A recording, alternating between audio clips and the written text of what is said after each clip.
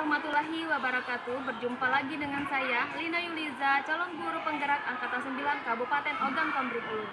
Kali ini saya akan menerapkan aksi demonstrasi kontekstual modul 3.1 mengenai pengambilan keputusan berbasis nilai-nilai kebajikan pemimpin. Pada saat ini saya sudah berada di SD Negeri 49 Oku. Saya akan mewawancarai Bapak Suwandi, SPDI MM, mengenai kasus dilema etika dan bujukan moral yang akan pernah dia hadapi selama ini. Baiklah, cus ikuti saya. Selamat menyaksikan. Assalamualaikum Pak Wandi. Waalaikumsalam warahmatullahi wabarakatuh. Apa kabar Ibu? Alhamdulillah baik Pak. Maaf Pak, mau mengganggu waktu Bapak sebentar Pak. Iya boleh, gimana Ibu? Saya ini kan ingin melakukan demonstrasi kontekstual Pak ya, modul 3.1 untuk melengkapi tugas kami Pak. Jadi kami akan mewawancarai mengenai kasus-kasus dilema etika dan bujukan moral yang pernah Bapak hadapi selama Bapak menjadi kepala sekolah. Bisa meminta waktunya sebentar Pak? Insya Allah bisa. Alhamdulillah kalau begitu Pak. Jadi selama kurun waktu berapa tahun kira-kira Bapak menjadi kepala sekolah? Saya kurun waktu kurang lebih 5 tahun. 5 tahun menjadi kepala sekolah. Jadi pernah pastinya ya dalam menghadapi kasus-kasus dilema etika dan kasus bujukan moral. Jadi selama ini Bapak bagaimana dapat mengidentifikasi kasus-kasus yang merupakan dilema etika atau bujukan moral menurut Bapak? Oke, terima kasih. Assalamualaikum warahmatullahi wabarakatuh. Waalaikumsalam warahmatullahi wabarakatuh. Lina yang kami hormati, terima kasih atas kehadirannya di SD Negeri 49 Oku ini. Lina ingin mengadakan demonstrasi untuk konseptual pada kesempatan ini. Tentunya ini sebagai persyaratan dari mengikuti guru penggerak. Benar sekali Bapak. Kami doakan mudah-mudahan dapat sukses untuk Ibu dan terus semangat.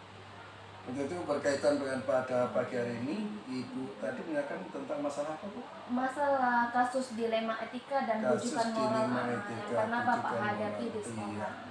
Namanya sudah, namanya kasus sudah dilema, tentunya kasus ini kan tentunya sangat pelik untuk menyelesaikan. Jadi untuk itu Bu, kami dalam hal ini di SD 49 ini, kami untuk menyelesaikan sekaligus mengidentifikasi permasalahan ini. Pertama tentunya kami menghadirkan kepada kedua yang sedang bermasalah. Nah, ketika ibaratnya bisa kita selesaikan di sekolah ini akan kita selesaikan melalui rayuan-rayuan dengan anak-anak, tentunya rayuan yang untuk mendidik anak-anak kita. Ya, jadi itu. Kemudian kalau memang itu tidak terselesaikan, barangkali bisa kita tingkatkan dengan salah satunya memanggil orang tua, kita ajak musyawarah untuk mendidik anak-anak kita. Karena anak-anak kita memang sangat perlu sekali untuk mendidik anak-anak kita yang ke depan, dan tentunya anak-anak ini apalagi untuk tingkatan kita Lina, masih anak-anak sekolah dasar yang memang masih sangat perlu pelayan dari kita yang berupa pendidikan yang sangat memerlukan, sangat lemah lembut. Untuk itu dengan adanya kasus-kasus yang biasa dialami di sekolah ini, selalu kita selesaikan dengan sebaik-baiknya, baik dengan anak ataupun perlu pemberitahuan dengan orang tua. Itu saja barangkali Bu. Ada selanjutnya? Yang kedua saya ingin bertanya, selama ini kan Bapak menjalankan pengambilan keputusan di sekolah terutama untuk kasus-kasus seperti ini, ada dua kepentingan yang sama-sama besar atau sama-sama mengandung nilai kebajikan. Bisa Bapak jelaskan dua kepentingan yang sama-sama besar itu atau sama mengandung kebajikan bagi kasus dilema etika ini? Oke, terima kasih. Mudah-mudahan nanti sesuai yang diinginkan oleh Bu Lina. Dan ini berupa pengalaman. Iya, Saya berupa pengalaman bahwasanya dari kasus yang dilema ini tadi memang sudah kami sampaikan dari yang awal tadi bahwa ini kasus yang pelik, ibaratnya mau diselesaikan, ini anak, ini juga anak, jadi kita perlu penyelesaian. Maka dalam hal ini, dalam kasus yang dilema ini, kami akan mengajak untuk mengambil keputusannya. Kami akan mengajak Dewan Guru, juga mengajak wali murid itu untuk menentukan, sehingga nanti kalau sudah sama-sama dimufakati, sudah sama-sama dipahami, insya Allah dari keduanya tadi mudah-mudahan tidak ada yang merasa dirugikan, tidak ada yang merasa disakiti. Jadi itu. Jadi kalau langkah-langkah atau prosedur yang Bapak biasa lakukan selama ini yaitu dari musyawarah mufakat Pak ya, dengan diantara rekan sejawat maupun orang tua murid dan murid yang bersangkutan begitu Pak ya. Jadi hal-hal apa saja yang selama ini yang Bapak anggap efektif dalam pengambilan keputusan pada kasus-kasus dilema etika Bapak? Nah, itu yang sangat-sangat kami pakai di sekolah ini, yaitu untuk mengambil keputusan yang sangat efektif, yaitu tadi kita tentunya pertama musyawarah untuk mufakat, dan yang kedua kita bekerja sama dengan orang tua, bekerja sama dengan komite, juga bekerja sama dengan stakeholder yang lain yang diperlukan, misalnya barangkali perlu dengan pengawas sekolah ataupun dengan pemerintahan setempat. Jadi kita untuk mengambil keputusan itu, inilah salah satunya kita untuk mengambil keputusan agar tidak salahnya tidak terlalu barangkali, karena kalau saya mengambil keputusan saya bisa saja, tapi kan nanti barangkali kurang bisa diterima oleh kedua belah pihak. Tapi kalau sudah seperti yang kami sampaikan tadi, kita panggil seluruhnya stakeholder yang berkaitan, insya Allah itu akan mengambilkan keputusan yang sangat bermanfaat dan tentunya tidak mencederai di antaranya. Ya. Baiklah Bapak, berarti harus adanya kolaboratif ya antara pihak sekolah maupun pihak luar yang membantu dalam kegiatan ini. Ya. Jadi apakah menurut Bapak dari pengambilan keputusan itu terdapatkah tantangan-tantangan dalam kasus dilema etika? Jelas, itu jelas ada tantangan. Tantangan yang pertama tentunya kita setelah mendapatkan kasusnya dan lain sebagainya, kita akan mendidik anak ke depannya untuk lebih baik, bekerja sama dengan stakeholder, tapi utamanya kita dari sekolah, dari kepala sekolah, guru, dan yang ada di lingkungan sekolah itu sendiri ke depannya untuk menjadikan anak-anak ini tadi lebih paham dan lebih mengerti. Benar sekali Bapak. Yang pertanyaan selanjutnya yaitu, apakah Bapak memiliki sebuah tatkala atau jadwal tertentu dalam sebuah penyelesaian kasus dilema etika? Apakah Bapak langsung menyelesaikan di tempat atau memiliki sebuah jadwal untuk menyelesaikannya? Bentuk atau prosedur seperti apa yang Bapak jalankan? Baik. Untuk masalah jadwal, karena masalah itu pertama tentunya tidak bisa dijadwalkan. Yang bisa dijadwalkan itu adalah merupakan bimbingan secara umum kepada anak-anak. Nah, ketika memang terjadi itu kendala, permasalahan, problem di sini, tentunya untuk tidak sampai berlarut, kami langsung selesaikan pada saat itu juga. Sehingga katakanlah kalau kita bilang di sini, mumpung masih hangat, ya. Mumpung masih hangat, kasusnya ini semuanya masih semangat, tidak ada yang terlupakan dengan hal yang terjadi tadi, masalah yang terjadi yang barusan terjadi. Tapi kan sudah nanti sudah dijadwalkan 1 hari, 2 hari, seminggu, itu nanti masalah itu sudah akan melemah dan akan kabur gitu. Kira-kira adakah seseorang atau faktor-faktor apa yang selama ini mempermudah atau membantu Bapak dalam mengambil keputusan dalam kasus dilema etika ini? Adakah seseorang yang membantu? Untuk mengambil keputusan ini justru bahkan bukan hanya satu orang. Bahkan itu tadi, karena di sekolah ini merupakan organisasi kelembagaan, tentunya saya tidak bisa bekerja sendiri. Saya bekerja sama utamanya dengan Bapak Ibu guru dan yang ada di lingkungan ini, baik itu Bapak Ibu guru ataupun staf daripada keseluruhan ini ataupun sudah terpopuler yaitu dengan tenaga kependidikan. Jadi dari yang ada di sekolah ini semuanya akan melibatkan gitu. Jadi dalam pengambilan keputusan itu perlu ya Pak dilibatkan dari seluruh warga sekolah, Betul. baik dari pihak luar pun bekerja sama, Iya, dinas pendidikan juga begitu Pak ya. betul sekali. Ya, oke. Dari semua hal yang telah disampaikan, kira-kira pembelajaran apa yang dapat Bapak petik dari pengalaman Bapak sebagai kepala sekolah ini dalam pengambilan keputusan dilema etika tersebut Pak? Ibu Lina yang saya banggakan, pertama yang kami petik hasil daripada ini, alhamdulillah kami lihat hasil daripada anak-anak yang tadinya bermasalah dan lain sebagainya. Alhamdulillah anak-anak itu sendiri belakangan tidak membuat masalah lagi. Justru itulah bisa kita manfaatkan anak-anak yang seperti itu untuk memberikan contoh-contoh dengan kawan-kawannya yang lain. Jadi sangat bagus sekali dengan adanya masalah dari satu anak, kita jadikan contoh agar anak yang lain tidak meniru perbuatan ataupun masalah yang sedang dialami oleh kawannya. Rasa itu.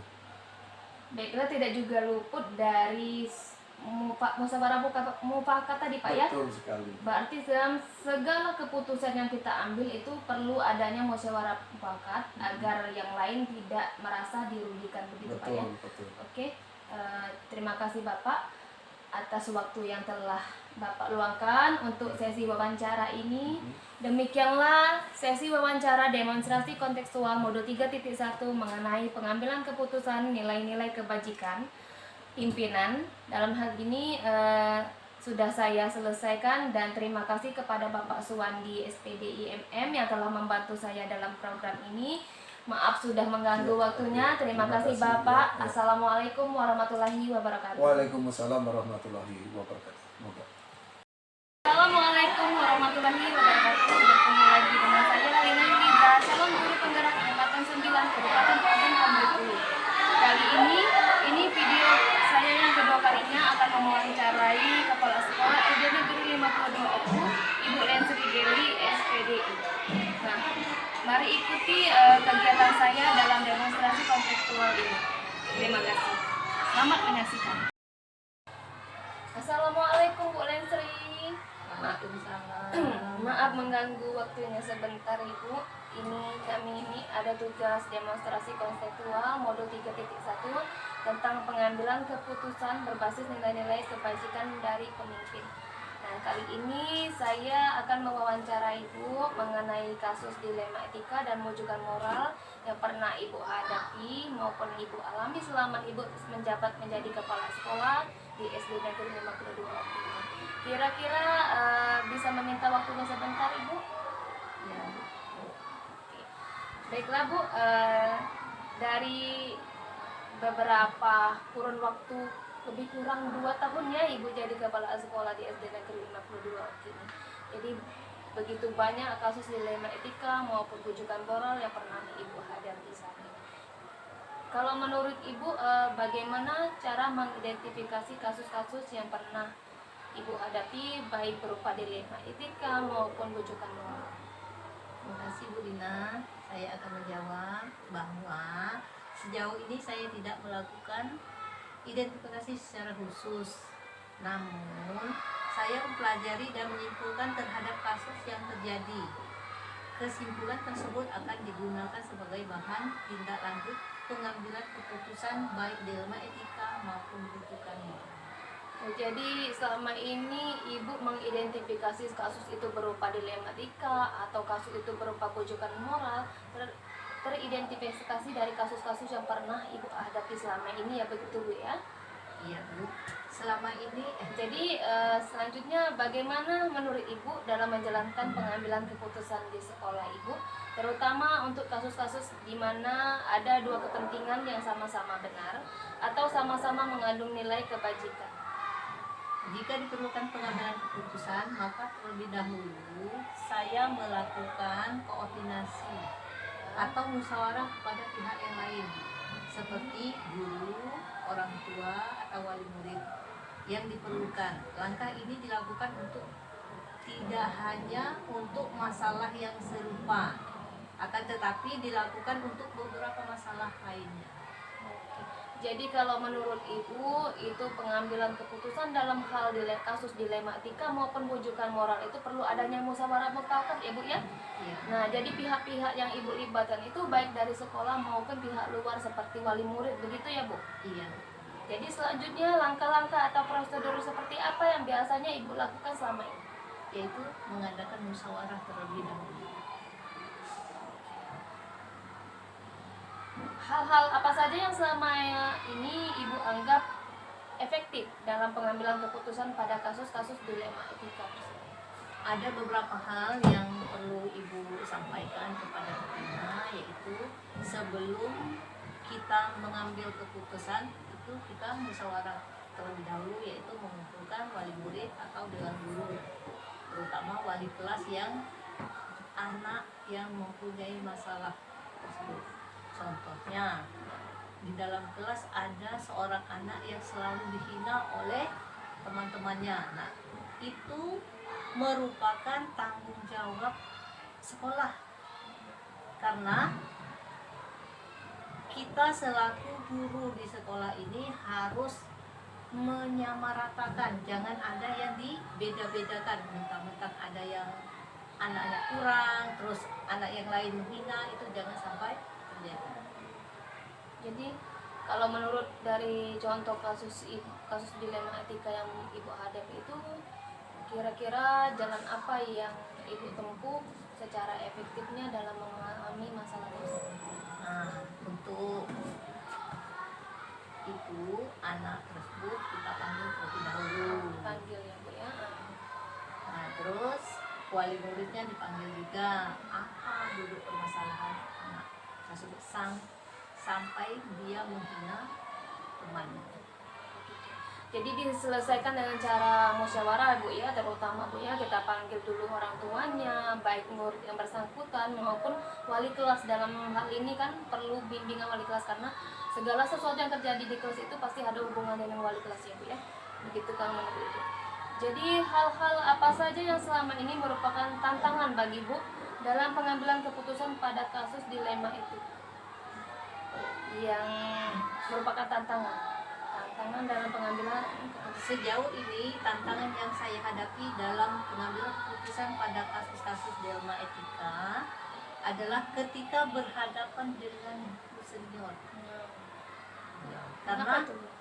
Karena guru senior menganggap dia lebih mampu dan dia menguasai anak didiknya yang selama ini dia bina. Itu ya tantangannya. Jadi perlu adanya konspirasi antara Ibu maupun guru senior yang mempunyai pengalaman yang lebih daripada Ibu ya, karena merujuk dari pengalaman tuh mereka merasa lebih mempunyai potensi dalam hal menghadapi kasus-kasus tersebut. Itu merupakan tantangan bagi Ibu menurut saya. Jadi selanjutnya, apakah Ibu memiliki tatkala atau jadwal tertentu dalam sebuah penyelesaian kasus dilema etika ini? Apakah Ibu langsung menyelesaikan di tempat atau memiliki sebuah jadwal untuk menyelesaikannya? Bentuk atau prosedur seperti apa yang Ibu lakukan untuk menyelesaikan kasus tersebut? Saya tidak memiliki sebuah tatkala atau jadwal dalam sebuah penyelesaian kasus dilema etika. Saya lebih kepada menyesuaikan masalah yang ada. Apabila masalah tersebut menuntut untuk segera diselesaikan, maka beliau akan langsung menyelesaikan di tempat. Namun tidak jarang juga saya juga menjumpai masalah yang proses penyelesaiannya membutuhkan musyawarah. Jadi kesimpulannya tergantung dari kasus tersebut ya Bu ya. Misalkan kasus itu secara mendesak harus hari itulah harus diselesaikan, maka Ibu akan mengambil keputusan pada hari itulah. Tetapi kasus itu bisa, misalkan kasus tersebut bisa diselesaikan untuk di lain waktu, jadi Ibu bisa konsultasi ataupun musyawarah mufakat dengan seluruh pihak warga sekolah, begitu ya Bu ya. Iya. Kira-kira adakah seseorang atau faktor-faktor yang selama ini mempermudah atau membantu ibu dalam mengambil keputusan dalam kasus-kasus dilema etika ini? Menurut pengalaman saya, orang yang sangat membantu dalam hal mengidentifikasi sebuah kasus atau permasalahan di sekolah itu adalah guru yang berpengalaman yang sangat membantu saya karena beliau lebih senior. Jadi kalau menurut ibu itu, jikalau ibu dalam menghadapi permasalahan-permasalahan baik dari dilema etika maupun bujukan moral, ibu selalu berkonsultasi ya dengan guru-guru yang lebih kompeten atau guru-guru yang lebih senior dalam hal itu, karena pengalaman tadi merujuk dari pengalaman yang mereka alami, sudah pernah mereka hadapi selama ini, bahwa pengalaman mereka lebih luas ya Bu, itu menurut ibu. Jadi peran guru maupun rekan-rekan senior itu sangat berpengaruh dalam mengambil keputusan, begitu Bu ya. Dari semua hal yang telah disampaikan tadi, pembelajaran apa yang dapat ibu petik dari pengalaman ibu dalam pengambilan keputusan dilema etika ini? Pengalaman saya yaitu sebelum kita memutuskan harus musyawarah terlebih dahulu. Oke, jadi setiap permasalahan itu harus kita selesaikan secara dingin Bu ya, harus diselesaikan dengan musyawarah mufakat, sehingga keputusan yang kita ambil tersebut tidak berdampak merugikan orang lain. Artinya sama-sama yang mendasari keputusan itu adil ya, kiri kanan itu memperoleh keadilan dan tidak dirugikan atau tidak ada yang merasa cenderung dikecewakan, begitu Bu ya. Oke, terima kasih Ibu. Demikianlah wawancara kita hari ini mengenai demonstrasi konseptual modul 3.1 pengambilan keputusan nilai-nilai kebajikan pemimpin. Terima kasih karena telah membantu saya dalam mengerjakan tugas modul ini. Terima kasih karena telah meluangkan waktunya dalam wawancara tersebut. Saya akhiri, wabillahi taufiq wal hidayah. Wassalamualaikum warahmatullahi wabarakatuh. Waalaikumsalam.